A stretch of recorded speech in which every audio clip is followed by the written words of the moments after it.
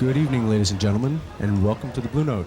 Please join us in welcoming to the bandstand the Roy Hargrove Quintet.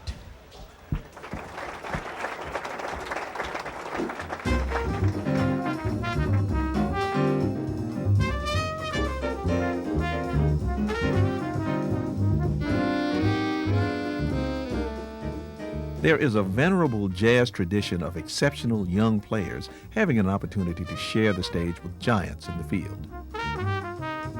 21-year-old Roy Hargrove is the latest to do this. His most recent album has climbed to the top of the jazz charts, and the critics have called Hargrove's technique authoritative and inspiring.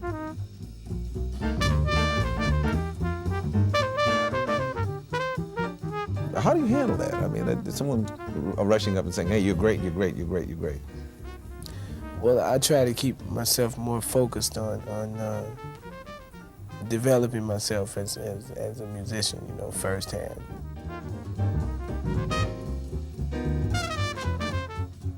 I'm very, very serious about dealing with this music right now, and I will continue to stay serious about that.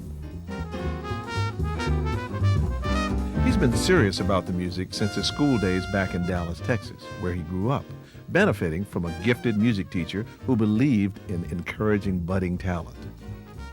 My teacher used to show the kids how to improvise. Really? Yeah. And now, was this in high school? Where was this? This elementary school. Elementary school, he's showing you how to improvise. Yeah, and when I saw them getting up and taking their solos, that kind of sparked an interest in me. I wanted to be a part of that. I wanted to. The problem was when I wanted to do it as soon as I joined the band, and they only let the sixth graders do it. So I was only in fourth grade.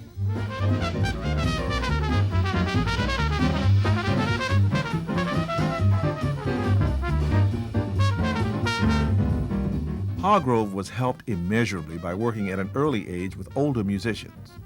It was during his high school days in 1987 that he met a musician who was to have a powerful impact on his career. Wynton Marsalis had begun visiting various music classes throughout the country to encourage the younger musicians. Only in his mid-20s himself, Wynton had by then become the elder statesman of the younger jazz players. I mean, I was very happy that he was going to be there. I was all excited before he came, And he came over and played with us, and we talked a little bit, and I played for him. He played my horn, he let me try his, and we were talking about, he was telling us about the importance of learning to play piano, dealing with harmony. I saw him in high school. I just mainly encouraged him because when I first heard him, he could really hear. He could play the piano, and he could play with a certain amount of blues feeling. But it's certain music he didn't listen to, like maybe he had never listened to Louis Armstrong, or he didn't know the history and the tradition of jazz. So Wynton has consistently sought to remedy what he considers a serious problem among younger musicians. He's tried to help them think more clearly about the history of the music they play. Well, we've lost sight of the fact that the music ultimately is about people and human relationships, which is something that Duke Ellington's music really, really proves.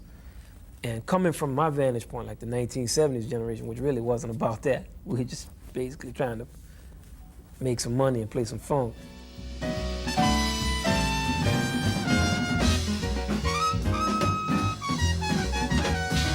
Because of the influence and inspiration Roy has received from musicians like Wynton, he has clearly developed an appreciation for the jazz tradition.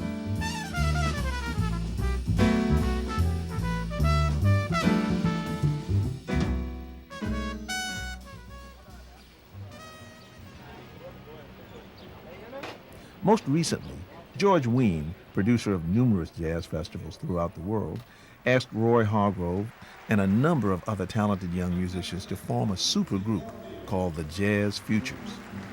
This year, they performed at a number of jazz festivals around the country.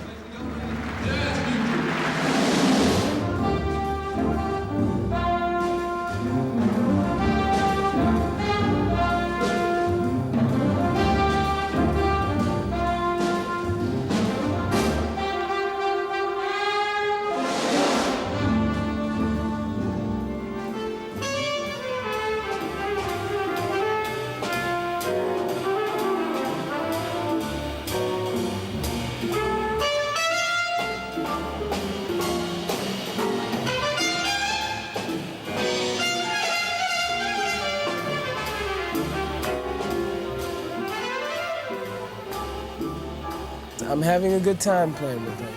I'm learning a lot from each and every one of them, you know, because everybody's dealing with a different type of style.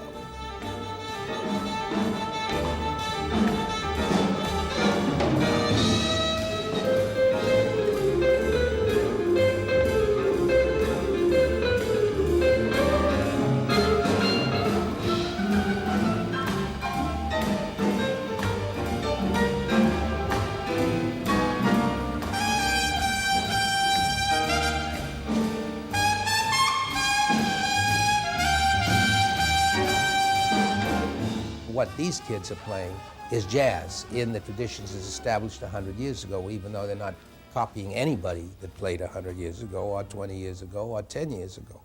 But they are playing, they're swinging, and I think that is coming around. That's my message anyway. That's what I really want. I want to get people back to swinging.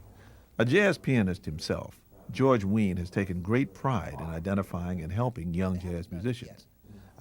It's not easy for young musicians to achieve the greatness of the players that have created the music that is jazz.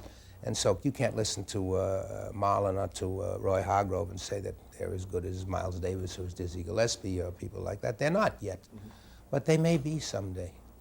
You can take 2 notes and make a whole solo out of it.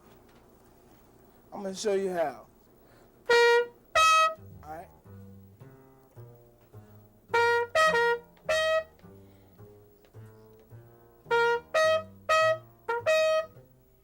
As he continues to mature as an artist, Roy Hargrove is emulating his elders in another way.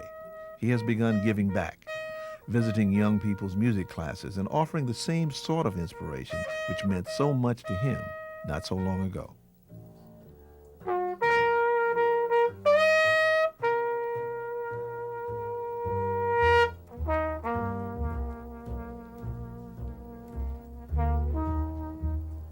You can take 2 notes and make a solo. What do you get out of that? No.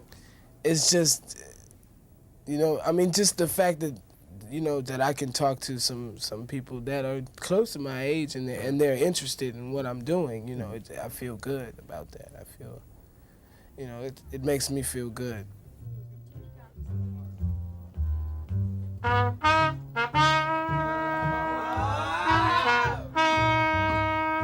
right.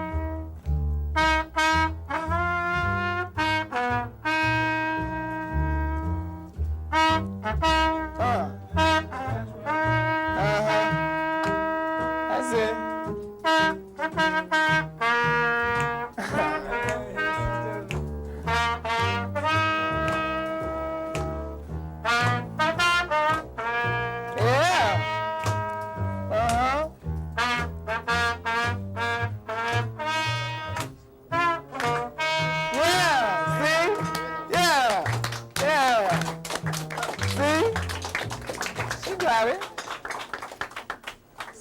That's all it is to it.